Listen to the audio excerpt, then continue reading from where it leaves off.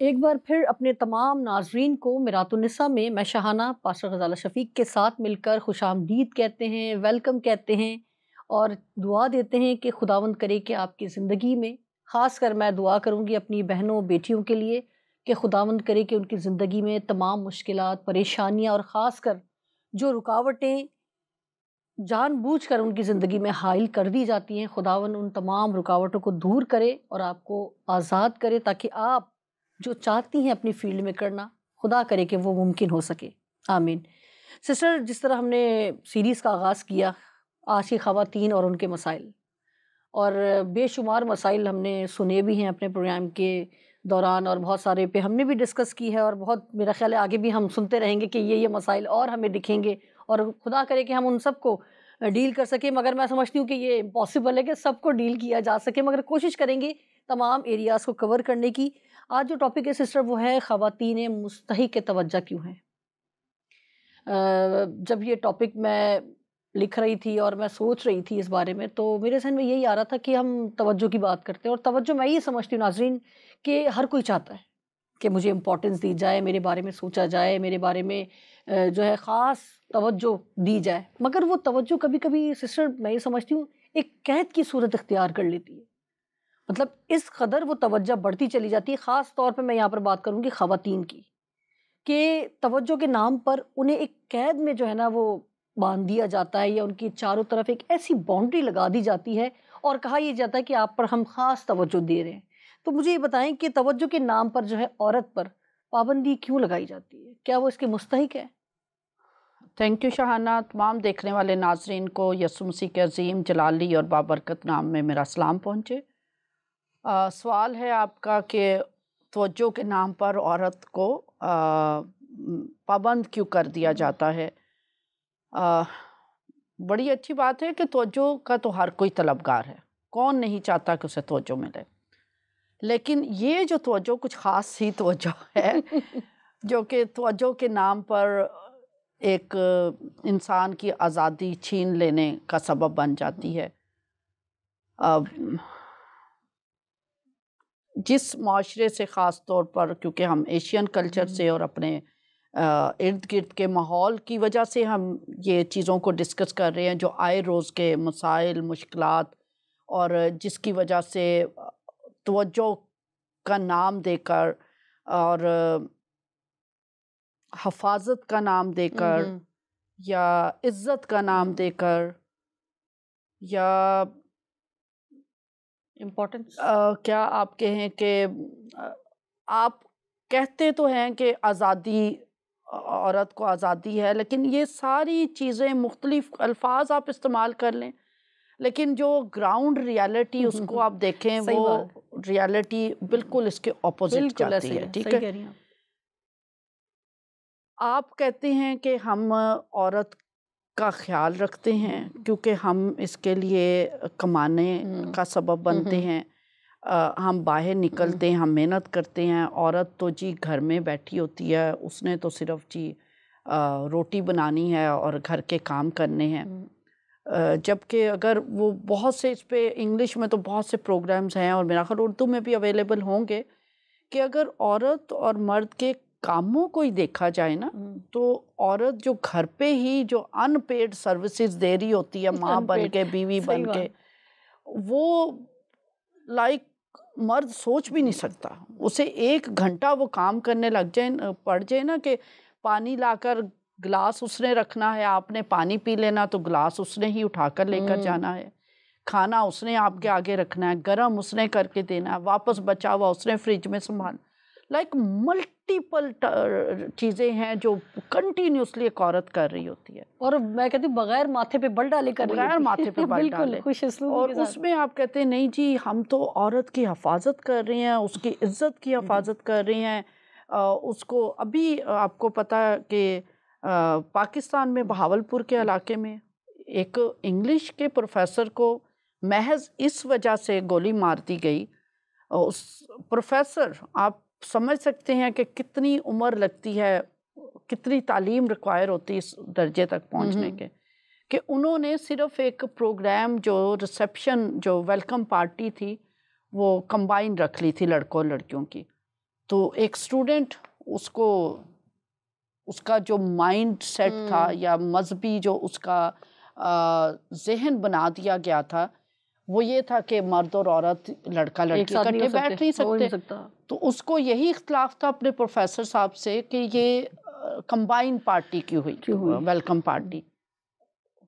खंजर मार के अपने प्रोफेसर को मार दिया। यानी उस्ताद और स्टूडेंट का जो रिश्ता है इज्जत का, जहाँ पर होनी चाहिए कि टीचर ऊपर होता है, स्टूडेंट छोटा होता है, वो आपने ख़त्म करके आपने उससे जीने का हक छीन लिया। तो ये तवज्जो है, ये तवज्जो है कि अगर एक ख़ातून को एक कॉलेज के अंदर आप रिसेप्शन नहीं दे सकते, वो तालीम हासिल करने आई है, आप उसको ये हक नहीं दे रहे कि वो दूसरे स्टूडेंट्स के साथ मिल बैठकर नई क्लास में अपने आप को खुश आमदीद महसूस कर सके।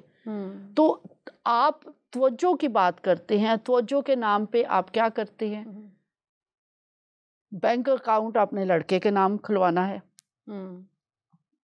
प्रॉपर्टी आपने लड़के के नाम पे ख़रीदनी है, तालीम के लिए फ़ैसला करना है तो आपने लड़के को तालीम देनी है। और अगर आपके वसाइल कम है और आपको चुनाव करना है कि आप तालीम किसको दिलाए, तो आप कहेंगे नहीं नहीं बेटी को रहने दें, लड़का तालीम हासिल करे। तो ये तवज्जो तो नहीं है।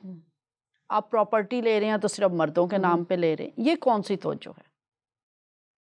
तो ये तवज्जो के नाम पे आप उससे उसके हकूक़ छीन रहे हैं, उससे उसकी आज़ादी छीन रहे हैं, उससे आगे बढ़ने की सलाहियतें छीन रहे हैं। आप उसको इनकरेज नहीं कर रहे, उसको बिल्कुल ऐसे ही अपने घर के बेटे और बेटियों को कि उन्हें फ़र्क ना हो, उन्हें सिर्फ आप इंसान बन के कि ये आपके बच्चे हैं, ये डिस्टिंक्शन मत करें कि ये लड़की है ये लड़का है।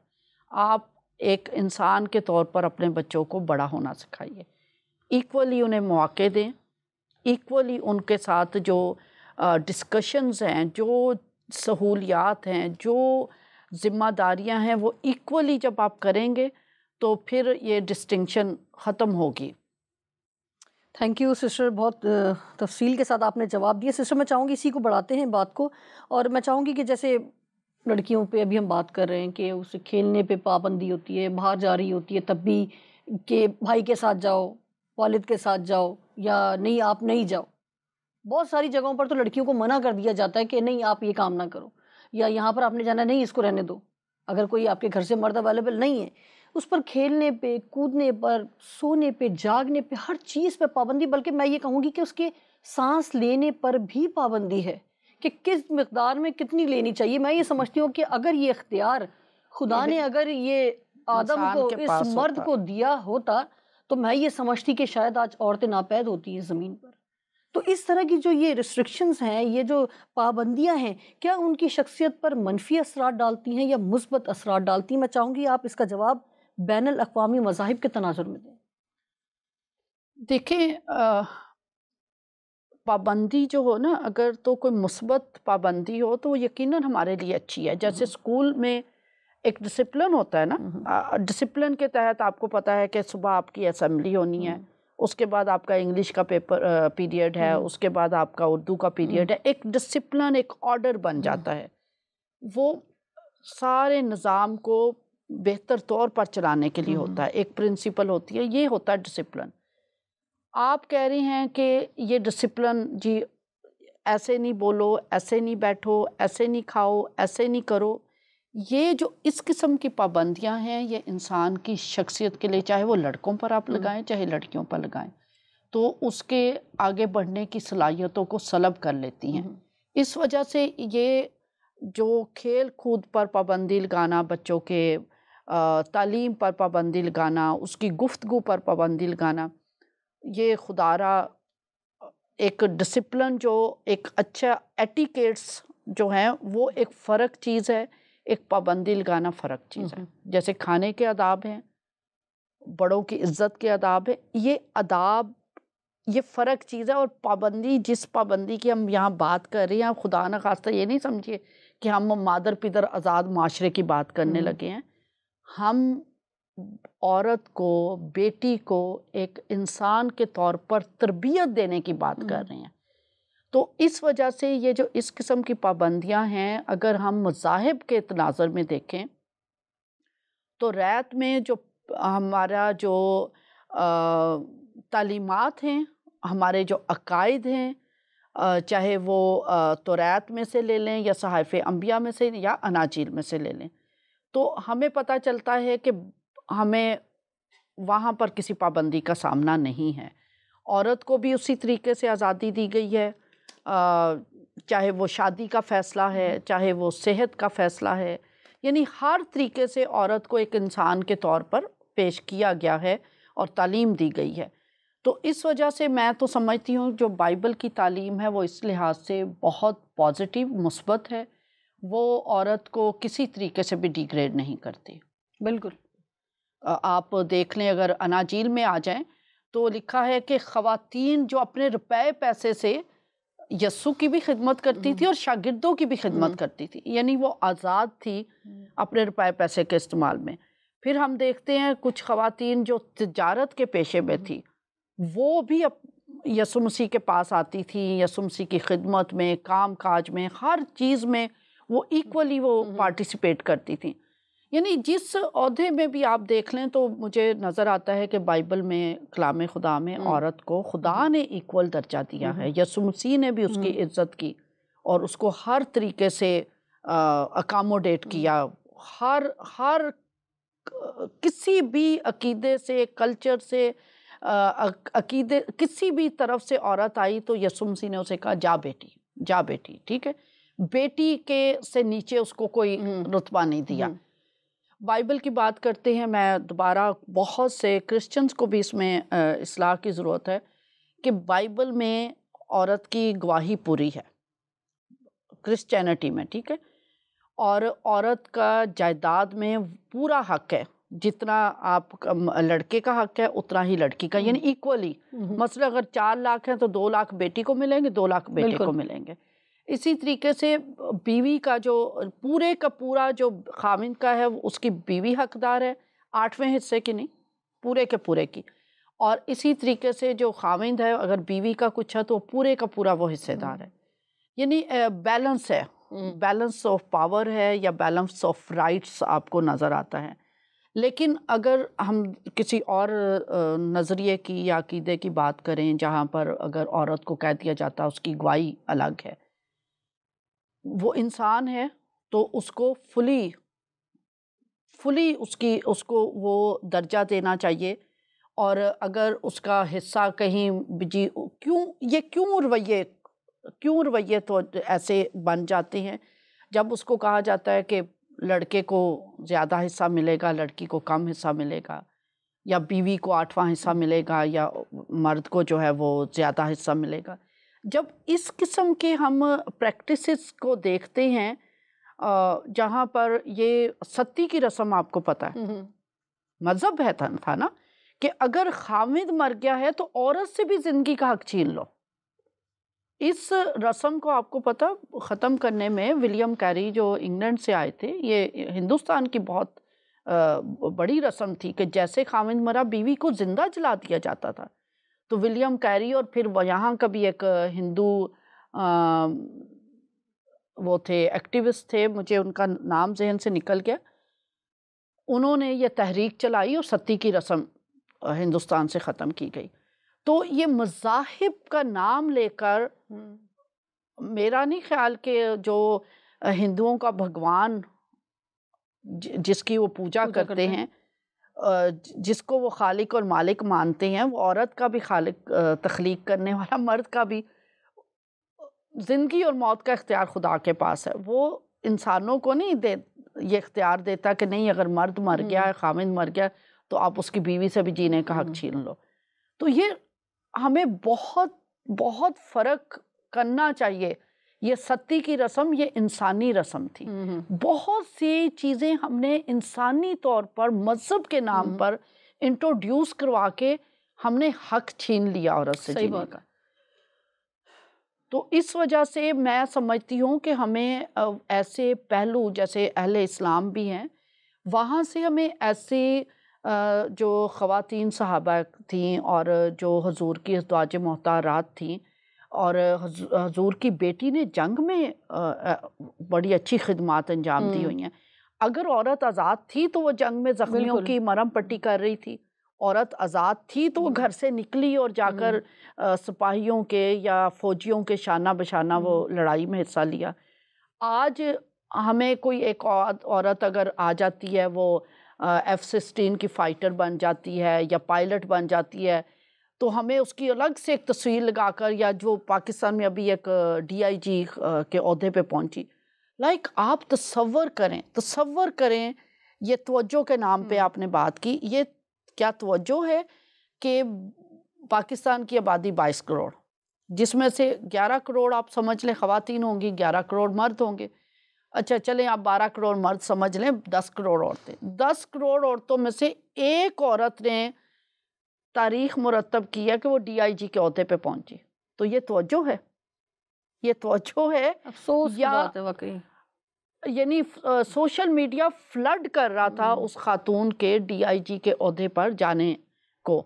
तो बात ये है कि आप उसको खुदारा इंसान समझ के इक्वल मुआशरे में जो है तालीम के, आगे बढ़ने के, जॉब करने के, अपनी शादी से मुतालिक, सेहत से, औरत को तो ये भी शाहाना हक नहीं है कि वो ये फैसला कर सके, बच्चा उसने पैदा करना, उसको पता है जिस्म का उसका, उसको ये हक नहीं है वो ये फैसला करे कि वो 2 बच्चे पैदा करना चाहती है, 4 करना चाहती है इसका फैसला या 6 भी करना चाहती है। कुल मुख्तार, उसके घर का सरबराह, उसका सर का ताज खानदान करेगा खानदान करेगा या हस्बैंड करेगा। या हस्बैंड करेगा।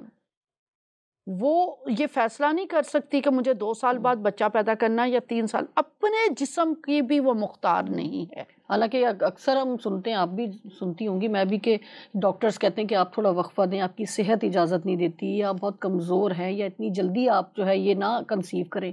यानी वो औरत की सेहत भी मुतासर हो रही होती है उस वक्त, और वो आने वाला बच्चा भी आपका सेहतमंद बच्चा पैदा नहीं होता। कोई ना कोई प्रॉब्लम हो जाती है। बिल्कुल सही कह रही हैं। तो अगर आप ये हक औरत को दें कि वो फैसला करे, क्योंकि उसे अपने जिस्म की हालत का ज़्यादा पता है। बिल्कुल। वो ये फैसला करे कि नहीं, मैं 2 साल बाद या 3 साल बाद दूसरा बच्चा पैदा करूंगी, तीसरा बच्चा पैदा करूंगी, या 3 बच्चे या 2 बच्चे पैदा करने के बाद आप बोर्ड तो पूरे फ्लड कर देते हैं 2 ही बच्चे अच्छे, लेकिन उस 2 बच्चे पैदा करने का हक आप औरत को नहीं देते। आप फैसला करेंगे कि 6 बच्चे पैदा करवाने या 8 करवाने, या आप लिखा है ना 2 बच्चे अच्छे ना, वो कहते हैं 6-8 होंगे, उसमें से 2 ही अच्छे होंगे। अच्छा। वो ये अच्छे खैर, थोड़ा सा मैंने इसलिए ये हंसी वाली बात की ताकि माहौल थोड़ा सा लाइवली हो जाए। बहुत सीरियस टॉपिक चल रहा था हमारा, मगर इसी से मैं चाहूँगी कि जो अभी हम बात कर रहे हैं, और बड़ी अफसोसनाक सूरत हाल है सारी, मगर फिर भी जीना हमने इसी मुआशरे में है, और शायद मर भी यहीं पर ही हमने जाना है। मगर सिर्फ कोशिश हमारी नाज़रीन इस प्रोग्राम को करने की यही है कि शायद कहीं पर अंधेरे में एक छोटा सा दिया जला सके, शायद किसी की ज़िंदगी में कोई उजाला, कोई रोशनी की किरण इस प्रोग्राम के वसीले से जल जाए। सिर्फ कोशिश है, बाकी करना तो आपने ही है। हम अपनी पूरी कोशिश करते रहेंगे, आज भी कर रहे हैं और मज़ीद करेंगे, जब तक ज़िंदा हैं ज़रूर कोशिश करेंगे कि किसी एक ख़ानदान से अगर एक बेटी भी इस प्रोग्राम के तवस्सुत से तब्दील होती है, कोई एक बेटा तब्दील होता है, तो मैं समझती हूँ पूरा मुआशरा तब्दील होने की तरफ गामज़न होगा। मेरा अगला सवाल सिस्टर मैं चाहूँगी कि अगर अभी हम जैसे बात कर रहे हैं मुआशरे की, कि ये हो रहा है मुआशरे में, और ये अबतरी हो रही है, और बहुत सारी हो रही हैं, नज़र भी आ रही है, मीडिया भरा पड़ा है, क्या अगर इस मुआशरे में हल नहीं है तो क्या हम कहीं और से हल ले सकते हैं? किसी और मुआशरे से अडॉप्ट कर सकते हैं कोई अच्छा हल? देखें, ये तो बड़ा अच्छा सवाल आपने किया। रसूल इस्लाम ने कहा कि अगर तालीम हासिल करने के लिए आपको चीन भी जाना पड़े तो जाएं, यानी दूर का सफ़र भी इख्तियार करना पड़े कुछ सीखने के लिए तो आप करें। तो अगर आपको हल अपने अंदर से नहीं मिल रहा तो बाहर से ढूंढ लें। आपने बात की थी तवज्जो की, तवज्जो की बुनियाद पर हम लड़कियों से कहते हैं जी वो अंधेरा शाम हो गया, वो बाहर नहीं निकले। हमें बहुत सी कंट्रीज़ में जाने का इत्तेफाक हुआ है, कोरिया में भी, इंग्लैंड में भी, सिंगापुर, मुख्तलिफ कंट्रीज़ में जाने का इत्तेफाक हुआ है। वहाँ पर क्योंकि औरत को जो है बतौर इंसान थोड़ा एजुकेशन लेवल ज़्यादा है, और कवानीन ज़्यादा मजबूत हैं, तालीम का मियार ज़्यादा है, तो वहाँ पर हमने देखा औरत रात के 1 बजे भी उठे, अगर उसको जाना है तो वो निकलती है, जाकर काम करके आ जाती है। उसको ये खौफ नहीं है कि कोई मुझे छेड़ देगा, कोई मुझे घसीट कर अपने घर ले जाएगा। उसको पूरी आज़ादी है, तहफ़्फ़ुज़ फराहम किया हुआ है, कवानीन है। अच्छा, कैमरे जगह जगह लगे। अभी एक हमने शायद एक प्रोग्राम में किया था, वो बच्ची जो हॉस्पिटल गई दांत के दर्द के लिए, जी जी, और वहाँ पर उसके साथ ज्यादती करके उसे जहर का इंजेक्शन लगा दिया गया, और बाद में वालिदैन को कहा कि अल्लाह की रज़ा ऐसे ही थी। कैमरे नहीं लगे होंगे सिस्टर? यही बात हुई ना, तो सीसी कैमरे लगे हुए हैं, 3 साल से खराब है। यानी आप तवज्जो, कौन सी तवज्जो की बात कर रहे हैं, जब आपके तवज्जो ये है कि आप अपने ख़ानदान को एक सेहतमंद माशरे की तरफ लेकर जाएं। अभी पाकिस्तान में आपको वो वाक़या भी नहीं भूला होगा, अफजल कोहिस्तानी का वाक़या, कि वो एक वीडियो वायरल हो गई थी कि एक शादी पर लड़के डांस कर रहे थे, कल्चरल सकाफती डांस, ठीक है, वो डांस कर रहे थे और बच्चियां बैठी देख रही थी। वो 9 लोग कत्ल कर दिए गए। यानी आप, ये कौन सी तवज्जो है कि आप औरत को इतना हक नहीं देते कि शादी जो कि खुशी का मौका है, उसकी सेलिब्रेशंस को बैठकर वो एंजॉय कर सके। 9 लोग कत्ल कर दिए गए। ये बहुत अलमनाक सूरत हाल है कि तवज्जो के नाम पे, मज़हब के नाम पे, गैरत के नाम पे आपने इतना ज़्यादा माशरती बगाड़ पैदा कर दिया गया है कि आप ख़ातून को इजाज़त नहीं देते कि वो किसी एक वेडिंग सेलिब्रेशंस का आज़ादी से हिस्सा बन सके। और तो हक देने उसको, और तालीम की बात, आप स्कूलों में पाबंदी लगा देते हैं कि नहीं, यहाँ सिर्फ लड़कियाँ पढ़ेंगी, यहाँ दोनों सेपरेट कर दिया, लड़कियाँ अलग हैं, लड़के अलग हैं। बेशुमार स्कूल बंद कर दिए जाते हैं कि यहाँ इन इलाकों में लड़कियां पढ़ ही नहीं सकती, स्कूल ही नहीं जा सकती। तो बात ये है कि किस तवज्जो की हम बात करते हैं। ये तवज्जो अगर पॉजिटिव हो जाए ना, आप एतमाद करना सीखें और आप इंसान के तौर पर अपने लड़कियों को, लड़कों को, दोनों को इक्वली ट्रीट करना शुरू कर दें, तो ना तो अफजल कोहिस्तानी वाले वाक़यात पेश आ सकें, ना कोई बच्ची अगर इलाज के लिए, दान दर्द के इलाज के लिए जाए तो अपनी इज़्ज़त ना गवाए, अपनी जान ना गवाए। हमें पॉजिटिविटी की तरफ जाना है। हमें जिस दौर से 21वीं सदी से हम गुज़र रहे हैं, आज वो दौर है कि तरक्की अरूज पर पहुंच चुकी है, लेकिन हम अभी तक उन्हीं दकियानूसी ख्यालात, तालीमात और तफासीर का सहारा लेकर अपनी औरतों को तवज्जो के नाम पे, इज़्ज़त के नाम पे, कभी हिजाब का नाम लगाकर, कभी महरम और नामहरम का शिकार बनाकर उसको घरों के अंदर, चार दीवारी के अंदर कैद कर देते हैं। अभी जैसे सिस्टर आपने बात की उस बच्ची की जो इलाज के लिए गई थी, और अभी हमने दूसरे माशरे की भी बात की कि औरतें वहाँ पे अगर 1 बजे भी जाना है तो आराम से चली जाती हैं। उनको पता है कि सिक्योरिटी के इंतज़ामात बहुत अच्छे हैं या उनके कवानीन बहुत अच्छे हैं और उनको राइट्स हैं इस कदर के कोई मर्द इस तरह की गलत काम करने का सोच ही नहीं सकता। कोई तकलीफ दे हादसात होते होंगे मगर रेशो कम है, बहुत कम है। मगर यहाँ पर इसलिए ज़्यादा मैं समझती हूँ कि हमारी हुकूमत कहीं ना कहीं लापरवाह है। जिस तरह अभी हमने बात की, मुल्की अदारे, कवानीन बहुत कम। बिल्कुल, जैसे अभी हॉस्पिटल की हमने बात की कि वो 3 साल से आप बता रही हैं कि वो सीसीटीवी कैमरे ख़राब हैं। मैं सिर्फ यही रिक्वेस्ट करना चाहूँगी इस बात को लेकर कि अगर हमारे ज़िम्मेदार इदारे अगर एक्टिव हो जाएं और इन चीज़ों का नोटिस लिया जाए, तो मैं समझती हूँ कि इस तरह के हादसात होंगे ही नहीं, क्योंकि डर और खौफ होगा कि यार यहाँ तो हमारी सारी चीज़ें रिकॉर्ड हो जाएंगी।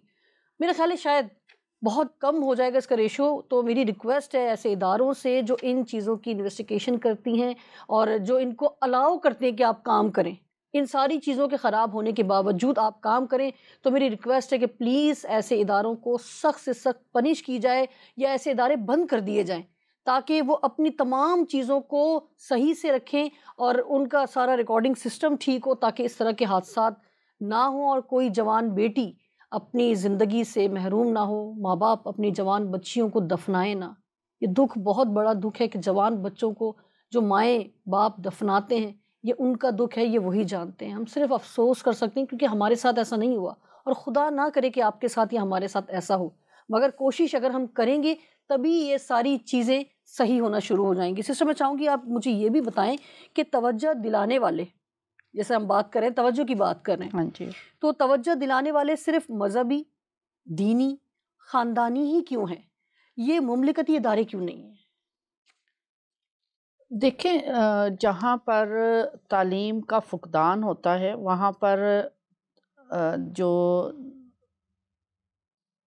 समाजी और दीनी, मैं शुक्र करती हूँ दीनी अदारे जो हैं वो एक्टिव तो हैं, एक्टिव हैं।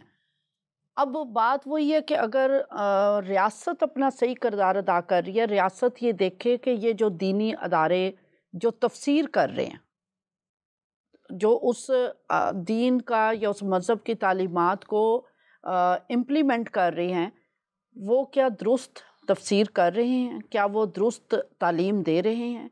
अदारों की कमज़ोरी है, हम सारा बर्डन डाल देते हैं समाज पर या दीन पर। हमें अदारों को एक्टिव होने की ज़रूरत है ताकि हम अपने जो ख़वातीन हैं उनको भी बतौर इंसान समझकर तमाम कवानीन को, जो मौजूद अवेलेबल कवानीन हैं, उनको अप्लाई कर सकें। थैंक यू सिस्टर, मैं आपकी निहायत शुक्रगुजार हूँ कि आपने बहुत ही कीमती बातों से हमारे पूरे नाजरीन को, मैं समझती हूँ कि शेयर किया है, और बहुत सारे सवालों के जवाबात दिए हैं। और भी बहुत कुछ मैं चाह रही थी बीच में शेयर करना, मगर खैर बहुत सारी सीरीज़ के टॉपिक बाकी हैं, ज़रूर उसमें डिस्कस करेंगे। आखिर में एक छोटा सा वाक़या आपके साथ शेयर करूँगी, उसके बाद प्रोग्राम का अख्तिताम करते हैं।